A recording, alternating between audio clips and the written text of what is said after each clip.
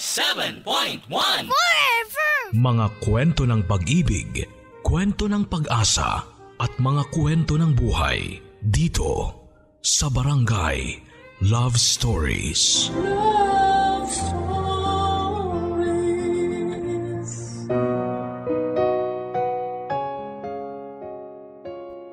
Utang ang isa sa mga pinakamalaki at pinakamadalas na nangyayari sa atin. Nagkakautang o nagpapautang tayo na pwedeng maging dahilan para masira ang relasyon natin sa mga taong involved dito. Ikaw, nagkautang o nagpautang ka na ba? Mahirap magkaroon ng utang, kesyo utang na loob o utang na material pa yan. Hindi basta-basta ang pagbabayad dyan, lalo kung talagang gipit ka at wala kang malalapitan. Minsan dahil alam nilang wala kang malalapitan, gagawa sila ng paraan para mas lalo kang gipitin, para pumayag sa mga gusto nilang gawin natin. Minsan o madalas, nananalo sila sa panggigipit dahil alam nilang kahit saan ka tumakbo, wala kang laya sa mga kamay nila. Alam nilang babalik at lalapit kang muli sa kanila. Ang ating kwento ngayong araw ay may kinalaman sa utang. Isang utang na hindi basta-basta ang kabayaran. Ang ating kabarangay na si Rachel ay paano kaya siya gustong makabayad ng taong inutangan niya? Kaya ba niyang bayaran yon sa paraang gusto ng nakautangan niya? Alamin natin yan sa kanyang kwento dito sa Barangay Love Stories. Dear Papa Dudut, magandang araw po sa inyong lahat. Ako nga pala si Rachel, 25 years old at isang dating masahista sa isang spa sa Mandaluyong. Ito ang naging una at huling trabaho ko mula noong nagpasya kami ng aking nanay na tumira dito sa Metro Manila. Taga Bicol talaga kami, Papa Dudut, at napadpad lamang kami dito sa Mandaluyong dahil hikahus kami noon sa pera. Madali naman akong nakahanap ng trabaho sa tulong ng isang kakilala. Kaya naman nasuportahan ko ang mga pangangailangan namin ni nanay. Naging maayos naman ang lahat kung hindi lang dumating ang pandemya. Isa po ako sa mga natanggal sa trabaho noong nagsimulang kumalat ang COVID. Nagmakaawa pa ako sa boss ko na kahit gawin na lang niya akong kasambahay sa kanila pero talagang hindi umubra dahil apektado na rin siya ng pandemya. Napakalaking dagok ng pandemya sa amin, Papa Dudut. Hindi po kami nakapaghanda dahil hindi naman ako nakapag-ipon. Hindi naman kasi kalakihan noon ang sahod ko at sumasapat lang para sa aming dalawa ni nanay. Hindi na nga ako dati halos makatulog kakaisip kung paano ako kikita ng pera.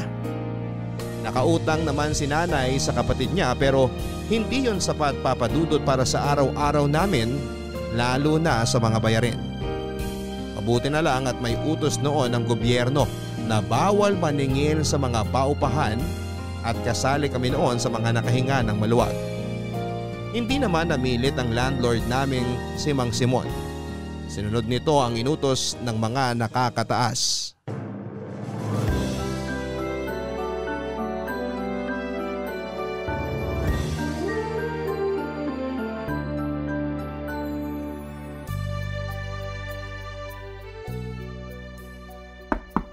Mang Simon?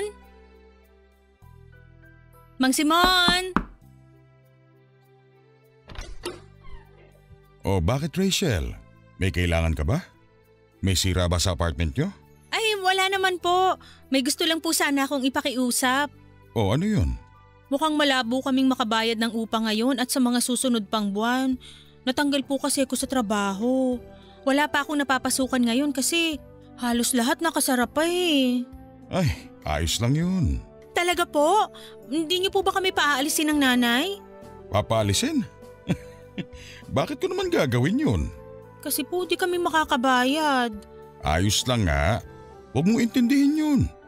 May iba naman akong tenants dito sa compound na may mga trabaho pa. Sila munang sasalo sa hindi nyo mababayaran. Talaga po? Pasensya na po talaga. Wala yun. Tsaka hindi ka ba nanonood ng balita? Hindi po eh. Binenta po namin yung TV namin para may pangbili kami ng pagkain. Ganun ba? Sabi sa balita huwag muna kaming maningil ng mga landlord at landlady dahil nga sa sitwasyon. Gustuin ko man pilitin ka magbayad. Hindi ko magawa dahil baka bukas makalawa makulong na ako. Hindi ko naman po gagawing ireklamo kayo para makulong. Kung sakali nga pong papaalisin nyo kami, maiintindihan namin At saan naman kayo titira niyan? Sa mga footbridge? Nako, makikipagsiksikan pa kayo sa mga taong grasa doon. Maawa naman kayo. Kung wala na talagang ibang paraan, makikibed space na lang kami sa mga footbridge. Yan naman ang hindi kakayanin ng konsensya ko. Kaya wag mo nang intindihin yung bayad mo sa upa. Sa ngayon. Hayaan mo makabawi ka kapag meron na talaga. Ililista ko na lang lahat. Problemahin mo na lang yung pantawin nyo araw-araw. Salamat po, Mang Simon. Pangako, kapag natapos lang tong pandemya o kaya kahit humupa lang ng kahit konti, kayo po ang unang-una kong babayaran. Sabing wag mo nang isipin yun Magtulungan na lang tayo ha? O siya, balikan ko na inaayos kong cabinet ha? Sige po, pasensya na po sa istorbo ha.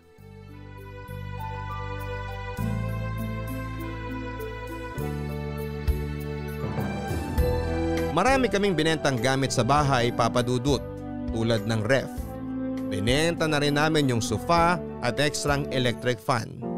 Naghati na lamang kami ni Nanay sa iisang electric fan at dinadala na lang namin yon sa kung saan man kami nakapwesto sa bahay. Wala na rin yung gitarang niregalo ni Nanay sa akin. Nakahiligan kong tumugtog ng gitara mula pa noong bata ako. Kaya naman nasaktan ako ng todo nang magpa siya kaming ibenta yon dahil pinaghirapang bilhin yon ni Nanay. Hindi rin namin pinalagpas ang ibang mga damit ko. Binenta ko yon online. Marami pa kaming binenta na naipundar ko noong nagtatrabaho pa ako. At sobrang sakit noon para sa akin dahil pinaghirapan ko ang lahat ng yon para maging komportable ang buhay namin. Sigurado ka bang ibebenta pa natin tong maliit na oven mo? Opo, Nay. Baka mabili din niya ng 500 pesos. Pangdagdag pambili ng gas. Sayang naman to. Alam ko gustong gusto mo to Hindi ka makakain ng tinapay kung hindi toasted kaya mo to pinilit bilhin dati. Hindi naman ako nagtitinapay ngayon, Nay. Saka nagtitinapay lang naman ako kapag papuntang trabaho. Wala naman akong work ngayon so para saan pa yan? Ay, nakakalungkot naman tong nangyayari sa atin. Wala pa tayo sa kalagitnaan ng pagtupad ng mga pangarap natin, bigla naman nagkaroon ng ganito. Pagsubok lang to, Nay. Saka hindi lang naman tayo yung apektado. Marami tayo. Lahat tayo. Alam ko naman yon. Lalo na tayo mga nandito sa Metro Manila. Ang iniisip ko lang, yung kuya at tatay mo kaya kumusta sa Bicol? Di ba, Nay, nagkasundo na tayo na wag na silang pag-usapan? Naiisip ko lang kasi naging pamilya pa rin naman natin sila. Hindi naman naging. Pamilya pa rin natin pero dapat kinakalimutan na natin sila. Hindi mo ba sila naiisip kahit bago magpandemya? Kahit tuwing birthday nila o kaya alaala natin nung magkakasama pa tayo? Minsan, lalo na si Kuya. Naaalala ko nung mga bata pa kami tapos bitbit niya ako lagi para pumitas ng mga gusto naming prutas dati sa bakod ni Mang Densyo. Ako naman naaalala ko ang tatay mo nung pinagluluto niya ako ng tinola tuwing may sakit ako. Pero hanggang alaala na lang lahat natin yun, Nay. Natapos na yung magagandang alaala natin sa kanila, di ba? Kung hindi lang sila nalulong sa sugal at alak, baka hanggang ngayon magkakasama tayo. Masaya tayo. Parang nagsisisi na naman kayo na iniwan natin sila. Kung patuloy tayong andon, hihigupin nila lahat ng pasensya at lakas natin. Tayo rin ang mauubos, Nay. Tingnan mo nga, naging maayos ng buhay natin mula nung umalis tayo ng Bicol at iniwan sila. Hindi ko lang talaga maiwasang maalala sila. Lalo na ngayong ganito ang nangyayari. Ay, sana po, ito na yung huling pag-alala nyo sa kanila. Ang usapan natin, kalimutan na sila. Lalo lang tayong manghihina kapag binalikan natin ang nakaraan. Problemahin na lang natin kung paano tayo makakaraos ngayong pandemya. Sigurado ka na bang ibebenta mo na tong oven? Opo, sigurado na po.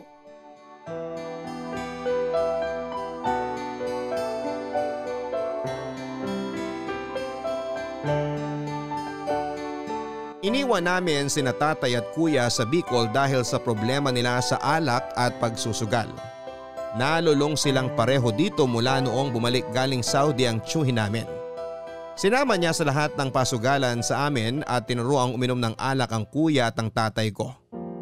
Nung una ay nagpasensya kami ni nanay pero nang tumagal, hindi na namin kinaya pa. Natanggal sa trabaho ang kuya ko. Samantalang sinangla naman ng tatay ang maliit naming lupa na kinatatayuan ng bahay namin. Kami ng nanay ang inasahan nilang tumusto sa lahat ng gastusin, kabilang na ang bisyo nila. Hinayaan lang namin noong una, Papa Dudut, pero noong natauhan na kami ay tinakasan namin sila ng isang gabing lasing na lasing sila at nakahiga sa sahig. Nahirapan akong kumbinsihin si nanay para tuluyan ng talikuran ng kuya at ang tatay ko. Pero sa huli ay napapayag ko siya. Nagsimula kami ng aming panibagong buhay sa Metro Manila at pinangako namin sa mga sarili namin na hindi na namin sila babalikan dahil masyado nila kaming sinagat. Nawala na kami ng balita sa kanila at masaya akong hindi naman kami binuko ng mga kakilala namin na may alam sa plano naming yon. Hinayaan nila kaming makatakas sa piling ni na kuya at tatay. Barangay Love Stories. Barangay Love Stories. Ang mga Kapuso shows mapapanood at mapapakinggan din abroad via GMA Pinoy TV, GMA Live TV at GMA News TV channels. Para mag-subscribe, visit www.gmapinoytv.com. Follow us at GMA Pinoy TV on Facebook, Twitter, Instagram, YouTube, Viber, and TikTok for the latest updates on Kapuso programs, artists, events, promos, and more. Salamat, Kapuso! Barangay Love Stories. Barangay Love Stories. Noong medyo lumuwag ng kaunti ang pandemya ay nakahanap na ako ng bagong pagkakakitaan. Inaya akong magbenta ng sabong galing Korea ng dati kong kasamahan sa spa. Hindi ko nga alam kung paano noon sisimula ng pagninegosyo nito dahil hindi naman ako bihasa sa ganito. Pero sinipagan ko ang pag-Facebook para makakuha ng mga customers. Naging mabenta ang mga sabong benta ko at madalas ay nakakaubos ako ng 2 karton sa loob lamang ng 2 linggo. Nakakabangon na kami noon kahit paunti-unti at hindi namin kailangang magbenta pa ng gamit. Kahit may pinagkakakitaan na ako noon ay hindi pa rin yun naging sapat. Lalo na sa pangbayad sa upa.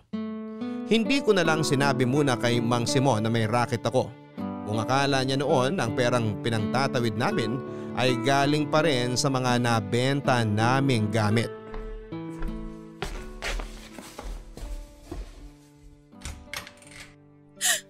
Mang Simon! Para ka naman nakakita ng kapre dyan.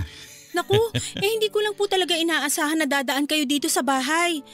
May kailangan po ba kayo? Wala naman.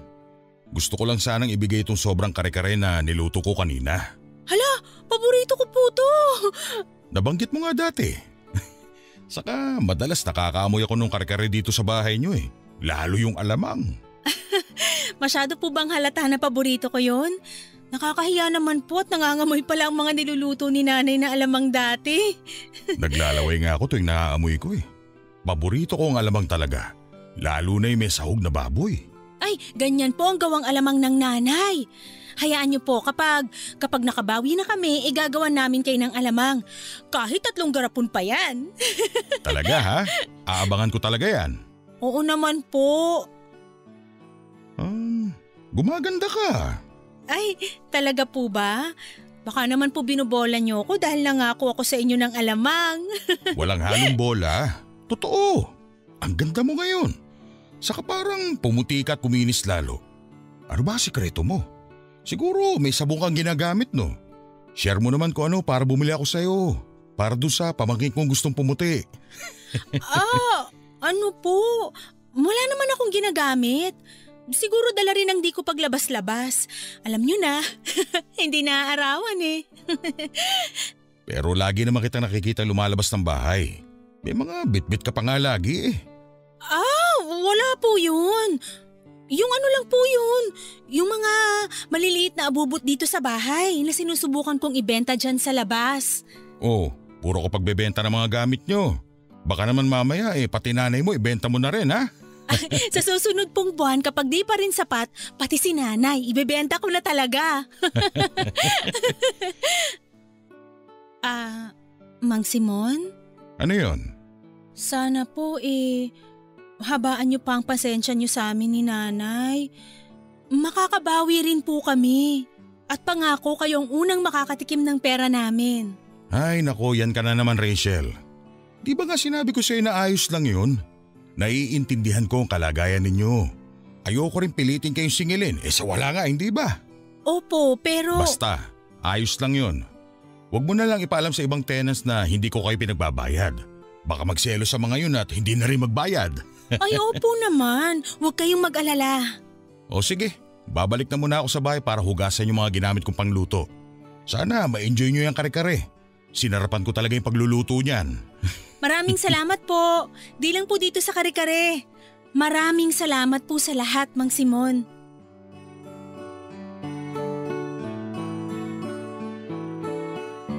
Patuloy na nagbibigay noon ng mga pagkain, shampoo at sabon si Mang Simon. Napakabait nito sa amin ng nanay ko. Kaya naman nahiya ako na hindi man lang ako makapag-abot kahit kalahati ng utang naming upa sa kanya.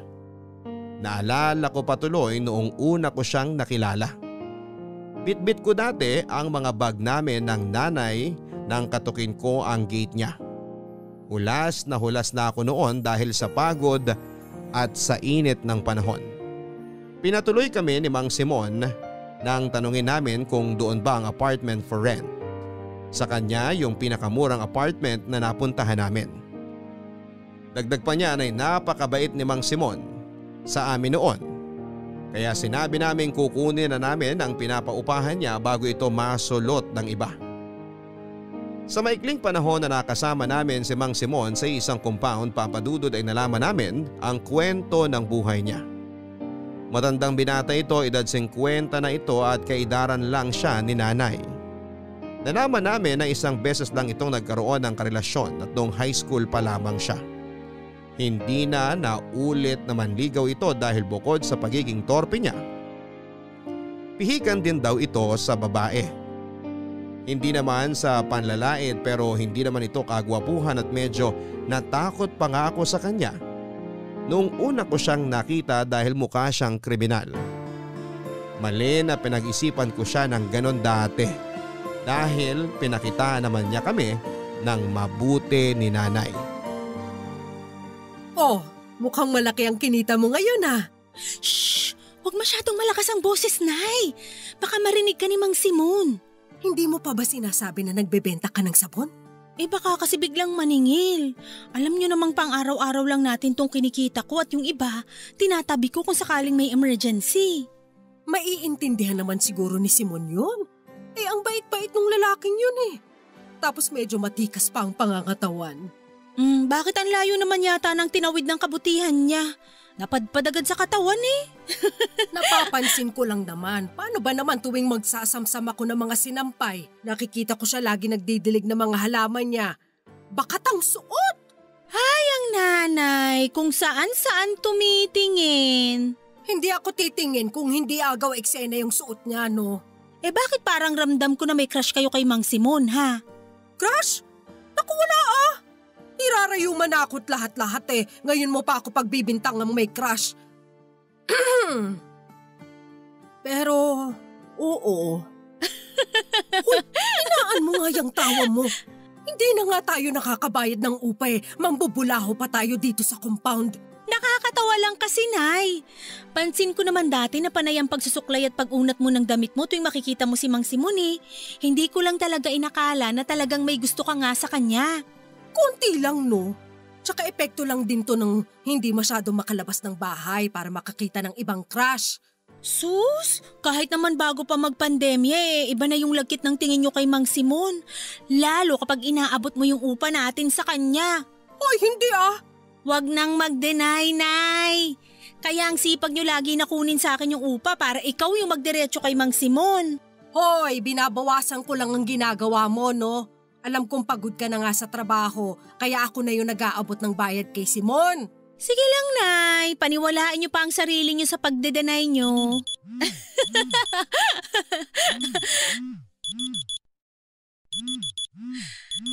Ay. O bakit? Nag-alarm lang po yung cellphone ko. Reminder lang na birthday pala ni Nika ngayon. 10 taon na pala si Nika, no? Ang apo kong yun, nananabik na ako sa kanya. Ako rin naman po. Kung malapit lang ang Bicol dito sa Mandaluyong, baka pinuntahan ko na siya. Kukunin mo ba siya kung sakali? Sa kalagayan natin ngayon, mukhang hindi. Ang ganda na ng buhay niya sa ninang niya Sisirain ko pa ba kung ano yung magandang nakasanayan niya? Pero anak mo yun, ipapaalala ko lang. At bilang nanay, gusto kong maging maganda ang buhay niya. At alam kong hindi niya yung makukuha sa akin.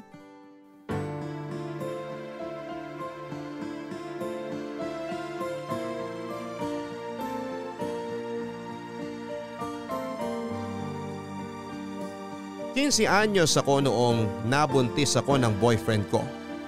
Gustong panagutan ng nakabuntis sa akin ang anak ko pero tinanggihan ni nanay dahil nga masyado pa raw kaming bata para magsama. Tinaguyod ako ni nanay para makayanan kong maging batang ina. Nahirapan ako nung una lalo't pinagsasabayan ko ang pag-aaral at pagiging ina. High school lang naman ang kinaya kong tapusin. Pinasya kong huwag ipagpatuloy pa ang kolehiyo. Hindi na kaya ni nanay na pag-aralin pa ako at dagdag pa dyan ang gasto sa anak kong si Nika. Umextra ako bilang taga-igib sa aming mga kapitbahay. Naging labandera din ako pero hindi yon naging sapat lalo na noong lumaki na si Nika. Noong 3 taon na si Nika, pinahiram ko siya sa kanyang ninang na kakilala ni nanay. Kinailangan ko kasing mag-focus sa paghahanap ng trabaho na may tuloy-tuloy na sahod at nakakaharang ang aking anak noon. Natuwa naman ako at pumayag ang ninang niya na kunin siya habang naghahanap ako ng trabaho. Hindi pinalad na magkaroon ng anak ang mag-asawang yon kaya laking saya nila noong sila ang nilapitan ko para arugain si Nika. Sila na rin papadudot ang nagsabi na huwag ko nang alalahanin pa ang gastos. Sinabi rin nila na mag-ipon na lamang ako para sa future ni Nika. Hindi naman naging ganon kadali ang makapag-ipon lalo't nauubos yon dahil sa bisyo ng kuya at kapatid ko. Bago mag-4 na taon si Nika ay nagpaalam ako sa kanyang ninang na doon muna siya titira at hindi ko pa alam kung hanggang kailan dahil tatakas kami papuntang Metro Manila. Naiintindihan naman ng ninang niya yon. Hindi na ako nagpaalam sa anak ko dahil baka hindi ko kayanin yon. Noong mga unang buwan ay nagpapadala pa ako para sa panggastos niya. Pero noong naglaon ay hindi na ako nakapagpatuloy pa. Sinabi naman ng ninang niya na huwag na akong magpadala dahil alam niyang mahirap ang makipagsapalaran sa Metro Manila. Wala nga noon papadudot ay naisip kong huwag na lang bawiin si Nika sa kanila dahil alam kong mas magiging maganda ang buhay niya doon kesa sa piling ko. Noong nagsimula na ang GCQ ay nagsimula na ring maningil si Mang Simon. Nagsimula na ring humina ang bentahan ko ng sabon lalo't marami ang nagrereklamo na nagkakatagyawat sila. Konti na lang ang nabentahan ko. Para hindi mabaon sa hirap noon ay nagpa siya akong mag-home service bilang masahista sa dating mga customer ng spa namin. Nakuha ko ang mga number nila papadudot noong pinicturan ko ang logbook namin dati. Nangihinaya nga ako na isip ko. Nirekomenda naman ako ng mga customer na yon sa mga kakilala nila. Pero binarat nila ako sa bayad ng masahe. Samantala hindi na rin ako nakakatanggi pa dahil pera na rin yon. Naramdaman ko kasi na dahil sa GCQ Maniningil na siguro si Mang Simon at nagkatotoo nga.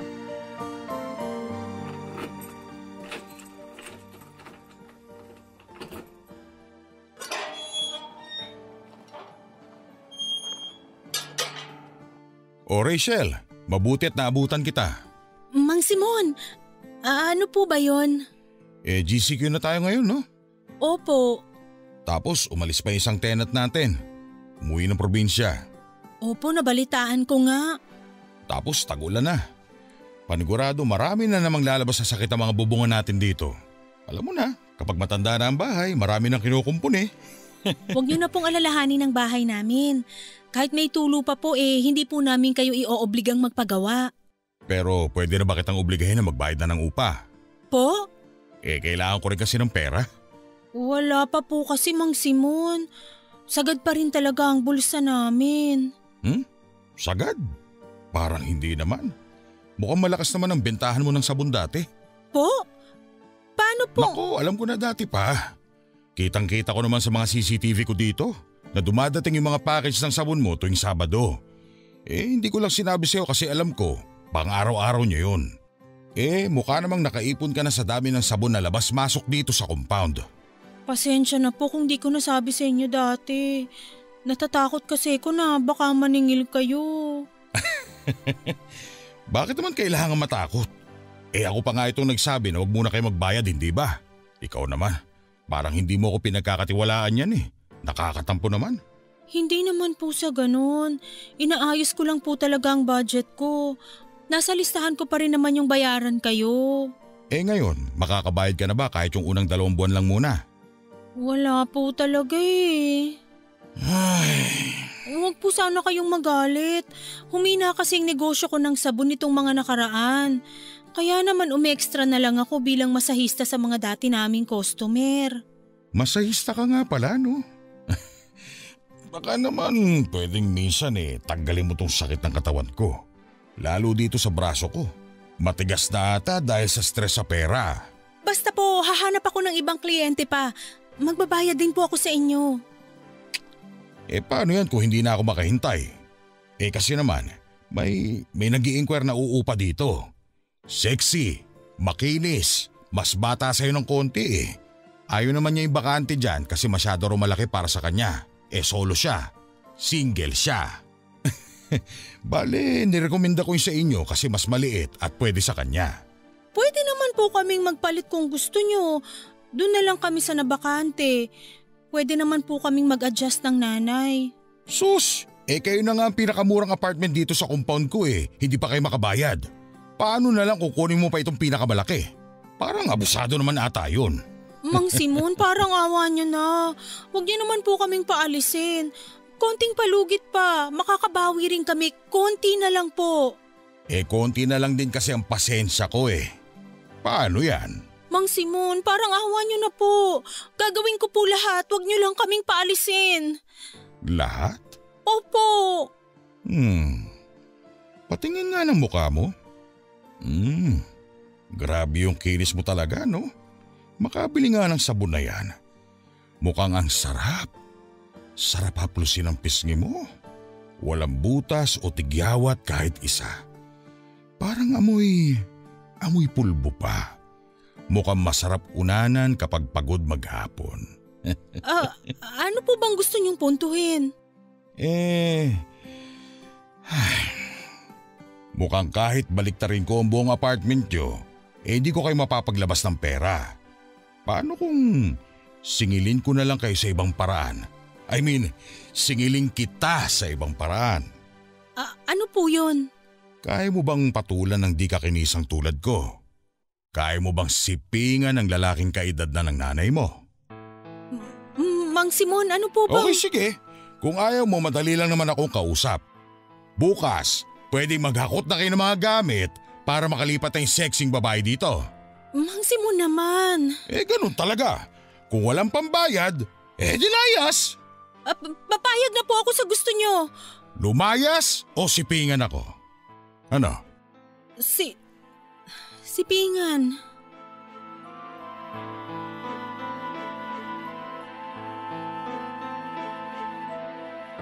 Pumayag ako sa gusto ni Mang Simon na kapalit ng utang namin gagalawin niya ako anumang oras niya gustuhin. Nagipit na ako sa sitwasyon ko dahil walang-wala na ako noon. Nanakot siyang paaalisin kami ni nanay at wala kaming ibang mapupuntahan na tatanggap sa amin. Nakiusap na lamang ako kay Mang Simon na huwag niyang ipaalam sa nanay ko ang magaganap sa amin. Pumayag naman itong ilihim namin noon ang gagawin namin. Natuwa nga ito at sinabing papayagan niyang gawing libre ang pagtira namin sa apartment para naman daw hindi ako lugi. Noong sinimulan na namin ang pagbabayad ko ng utang sa kanya ay nakaramdam ako ng asiwa at takot sa sarili ko. May anak na ako pero pakiramdam ko ay asiwa pa rin, Papa Dudut. Naalala ko pa na alauna na ng madaling araw nang pinapunta niya ako sa bahay niya. Nakatulog na noon si nanay at tumakas lamang ako. Kinatok ko ang kwarto niya habang nanginginig na hawak ang aking leeg.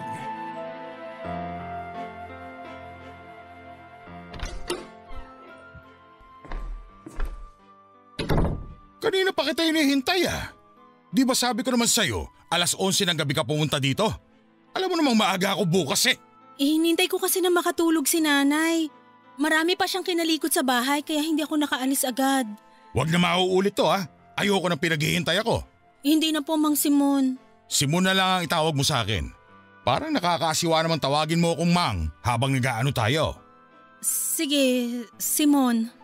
Oh, parang nilalamig ka. Nanginginig ka ba? Gusto mo ba hinaan ko ang aircon? Kinakabahan lang po. Huwag kang kabahan.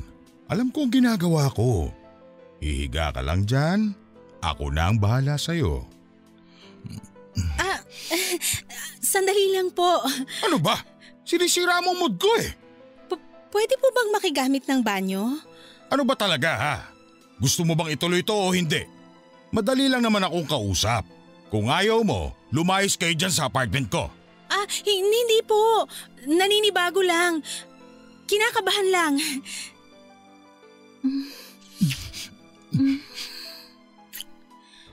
Ganun po ba? Diinan mo naman ang halik. Para ka naman humalik sa santo eh. Hindi naman ako mababasag kapag itinin mo pa ng konti yung labi mo. Halikan mo ako dito sa leeg. Dito.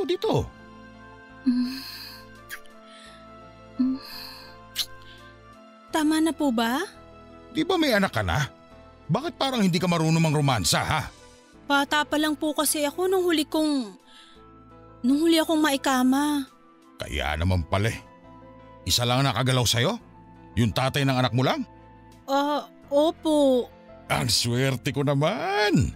O sige, ako na talaga ang bahala sa'yo. Oh, higa na dyan.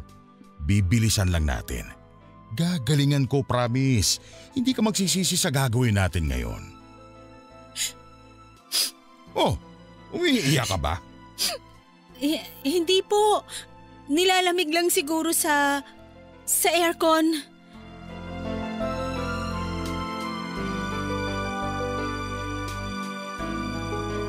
Pinigilan kong huwag maiyak habang nagsisiping kami ni Mang Simon. Natakot ako magpakita sa kanya ng kahit na anong negatibong emosyon dahil baka magalit po ito. Hinayaan ko siyang gawin lahat ng gusto niyang gawin sa katawan ko. Nakailang beses niya akong sinipingan ang gabing yon. Noong natapos kami hindi muna ako nito pinauwi at niyakap ako nito hanggang sa makatulog kaming pareho. Ginising niya ako bandang 7:00 na ng umaga. Pinauwi ako nito at mabuti na lamang at hindi pagising ang nanay at walang nakakitang tenant sa akin noong lumabas ako sa bahay ni Mang Simon. Sa mga sumunod na beses na nagkita kami ay nasanay na akong tanggapin ang nangyayari sa amin. Aminado po ako, Papa Dudut, na nagustuhan ko noong tumagal ang ginagawa namin ni Simon. Minsan nga ay hinahanap-hanap ko pa yon. Siya pa lang ang pangalawang lalaking nakasiping ko. Pero aaminin ko na habang tumatagal ay nararamdaman ko naman na masaya ako tuwing may nangyayari sa amin. Barangay Love Stories. Barangay Love Stories.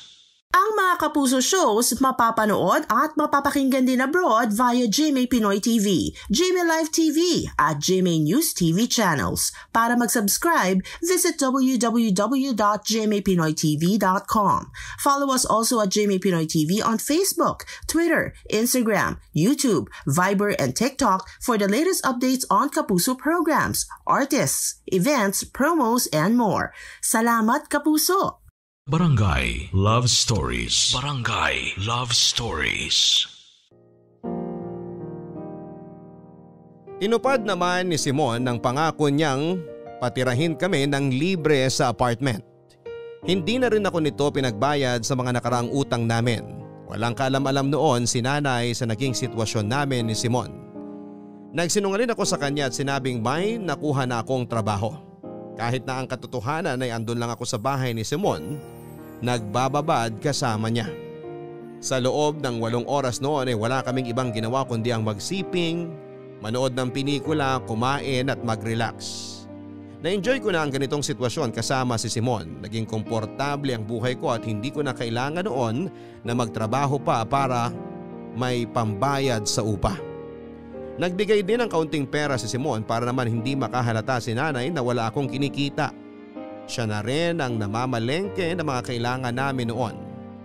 Labis akong natuwa noon kay Simon dahil gumaan ang buhay ko dahil sa kanya. Inalagaan ako nito at hindi tinuring na pangkama lamang. Para na nga niya akong karelasyon noon kung pagsilbihan niya. Pinagluluto ako nito ng lahat ng gusto kong pagkain. Bukod pa dyan ay madalas na rin itong magkwento ng mas malaling pang parte ng buhay niya. Nagtiwala ito sa akin, Papa Dudut. Tulad ng isang karelasyon na malayang nagsasabi ng buhay at sekreto niya sa mahal niya.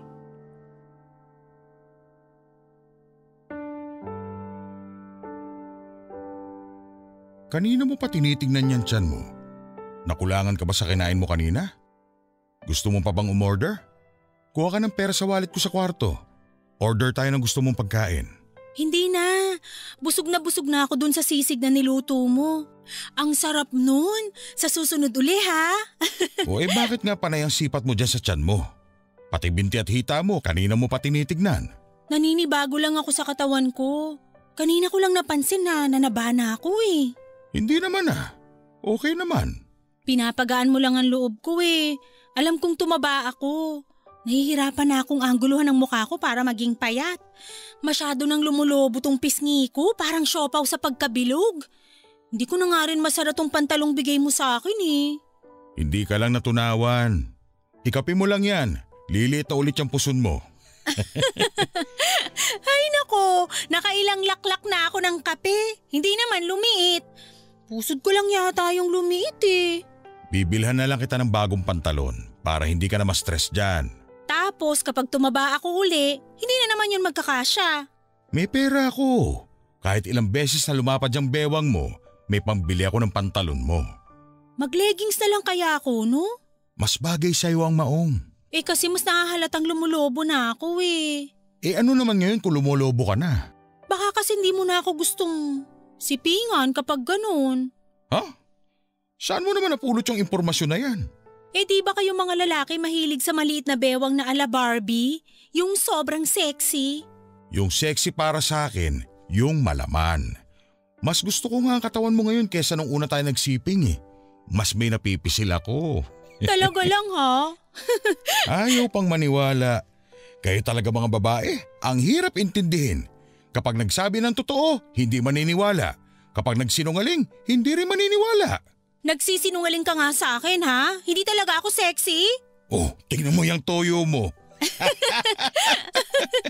O sige na nga, naniniwala na akong sexy ako. Ganyan. Yan ang gusto ko sa babae.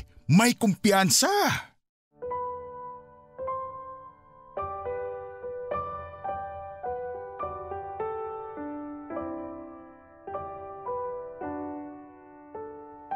Sa paglipas ng mga araw ay nahulog na ako ng tuluyan kay Simon. Ilang beses kong tinanggi yon sa sarili ko. Iniisip ko na masyado lamang akong natutuwa sa atensyong ibinibigay niya. Iniisip kong baka dahil lang din sa lagi ko siyang nakakasama Pero iba na talaga. Lagi ko siyang namimiss tuwing umuwi ako noon sa bahay. Minsan nga itatakas pa ako ng madaling araw para puntahan lamang siya. Nahulog na ako sa kanya at alam kong wala na akong takas. Hindi ko naman yon kaagad sinabi sa kanya dahil nahihiya ako. Paano kung hindi pala kami parehas ng nararamdaman? Napapailing ako at pinalakas ang loob ko. Ramdam ko namang espesyal ako kay Simon. Kay Simon ko lang naramdaman ang ganong klase ng pag-aalaga. Hindi ko naman naranasan yon sa unang nakarelasyon dahil pangbatang kilig lang ang meron noon. Pero sa piling ni Simon, ibang-iba sa noon dahil naramdaman kong safe at payapa ako sa piling niya. Walang segundong lumipas na hindi siya pumasok sa isipan ko noon.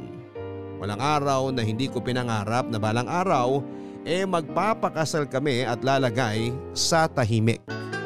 Lagi akong napapangiti noon sa tuwing naiisip kong magkasama kaming tatanda. Rachel? Oh, bakit? Mag-usap tayo. Ang seryoso mo naman, natakot tuloy ako. Ano ba yun? Gano'n na tayo katagal na nagkikita ng ganito? Halos 7 buwan? Masaya ka ba? Oo naman, ang alaga mo kaya. Nakakatawa pa. Mabuti naman. Natuwa ka ba sa pag-aalaga ko sa'yo? Kung paano kita asikasuhin? 100% oo. Napaligaya ba kita sa kama? 200% oo.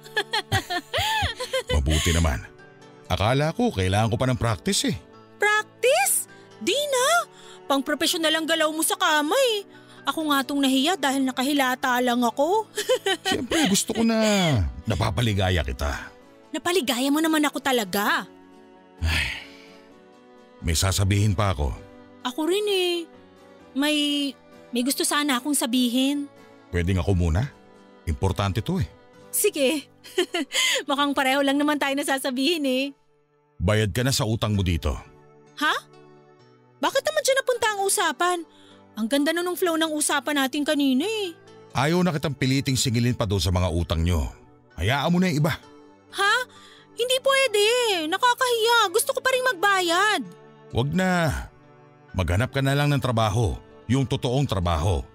Mahirap na, baka mahuli pa tayo ng nanay mo. Delikado. Ang galing kaya nating magtago.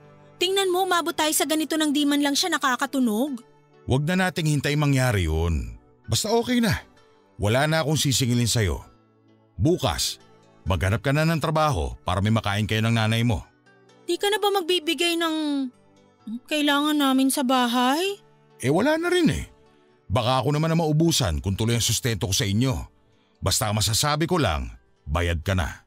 Pero Simon… Mula bukas, balik mang Simon na ang tawag mo sa akin. Kalimutan na natin itong nangyari sa atin. Okay lang ba? Bakit naman? Bakit naman bigla kang nagkaganyan? Okay naman tayo nitong mga nakaraan na. Basta. Sabihin mo naman sa akin yung totoo. Huwag ka nang makulit, please. Sige na, sabihin mo na.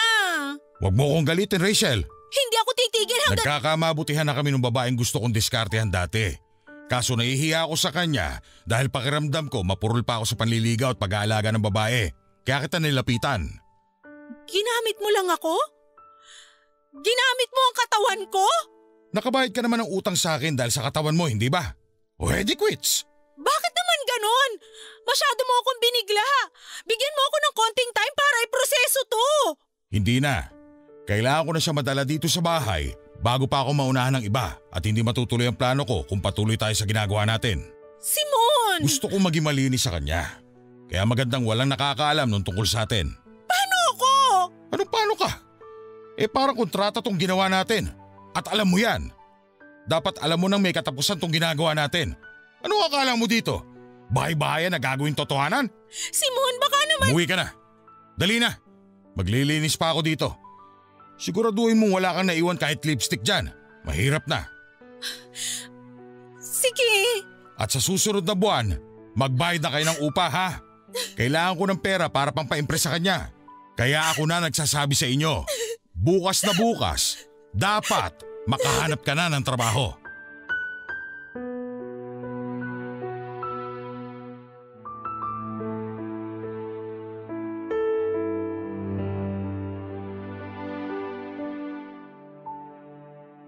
Naiyak na lamang ako nang makalabas ako sa bahay ni Simon. Hindi muna ako tumuloy noon sa bahay at pinalimig muna ang mga mata ko para hindi mahalatang namugto ito sa kakaiyak. Hindi po ako makapaniwalang sa ganoong paraan kami nagtapos ni Simon. Inakala kong may espesyal nang namamagitan sa aming dalawa. Akala ko lang pala yon, hindi na ako nakatulog noon sa kakaisip kay Simon at sa bago niya. Ilang beses kong pinasakit ang ulo ko sa kakatanong kung ano kayang meron sa babaeng yon at siya ang pinili at hindi ako. Nakahanap ako ng trabaho sa isang maliit na bakery, hindi rin ganong kalaki ang naging sahod. Nagtiis ako para may pang-araw-araw lamang kami. Nakita ko rin ang babaeng kinakabaliwan ni Simon. Kinumpara ko ito sa akin at natalo ako. Hindi na ako pinansin pa ni Simon at iniwasan ako nito. Si nanay na rin ang madalas na kinakausap nito noon para sa upa. Nasaktan ako sa ginawa ni Simon pero unti-unti ay tinanggap ko na ang katotohanan hanggang kama niya lang ako noon. Nag-live-in na sila ng babae at nakita ko kung gaano kasaya si Simon sa piling niya. Hindi ko yun nakita kay Simon noong kaming dalawa pa lamang ang magkasama. Naging masaya naman siya pero hindi kasing todo noong nakasama na niya yung bago niya. Makalipas ang 4 na buwan ay umalis na rin kami sa paupahan ni Simon. Nagtaka noon si nanay dahil nakakapanghinayang daw ang iiwan namin lalo't mura ang upa at mabait pa si Simon. Nagsinungaling ako sa kanya at sinabi kong makakahanap pa kami ng iba na mas malapit sa trabaho ko. Hindi na siya umimik pa. Hindi kailanman nalaman ni nanay ang tungkol sa amin ni Simon kaya mas lalong natagalan bago ako nakapag-move on dahil wala akong masabihan ng nararamdaman ko at wala akong mahinga ng payo dahil lihim ang lahat ng ito. Maraming salamat po Papa Dudut sa pagbasa ng aking liham. Ang inyong kabarangay forever, Rachel. Nakakasakit nga talaga ng loob ang gamitin ka, lalo na kung mahalaga sa iyo ang taong yon. Nakakasakit lalo kapag alam mo sa sarili mo na hindi mo deserve ang paggamit na yon. Marami na sa atin ang ginamit ng ibang tao para sa pangsariling interes at marami sa atin ang naipit sa paggagamit dahil eto lang sa tingin natin ang paraan para makalaya. Kaya patuloy ang panggagamit ng iba dahil akala nila ay payag ka dahil kailangan mo sila. Hanggang sa muli, ako po si Papa Dudut sa mga kwento ng pag-ibig, buhay at pag-asa sa Barangay Love Stories number 1.